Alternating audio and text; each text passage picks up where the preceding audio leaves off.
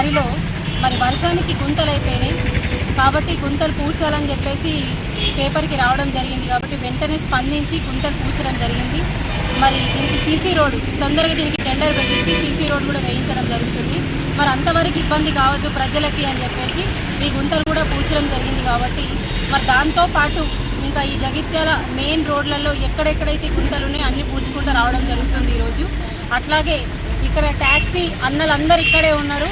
వాళ్ళందరికీ కూడా ఇప్పుడు ప్రజలకి ఇక్కడ రోడ్డు పెద్దగా అయింది, ట్రాఫిక్ ఇష్యూస్ వస్తున్నాయి కాబట్టి ఇంకా కూడా సో ఈ అన్నలందరికీ చెప్పడం ఏమైంది అని అంటే ఇక్కడ వెనకాల ఒక గద్దె ఉంది కాబట్టి ర్యాంప్ ఉంది, ఇంకొక ర్యాంప్ లాగా చేసుకొని వెహికల్స్ అన్ని వెనక్కి తీసుకెళ్తే మనకి రోడ్ ఇంకా వెడల్పు అవుతుంది. వచ్చే ట్రాఫిక్ కొని లారీలకు కానీ కార్లు ఎట్ ఏ టైం ఒక లారీ ఇంకొక లారీ వస్తే వెళ్ళడానికి ఉండట్లేదు కాబట్టి సో ఆ ట్రాఫిక్ ఇష్యూని మైండ్లో పెట్టుకొని వీళ్ళందరినీ వెనక్కి వెళ్ళమని చెప్పినాం. సో వాళ్ళు కూడా మంచిగా స్పందించారు, వెనక్కి వెళ్తామని చెప్పారు.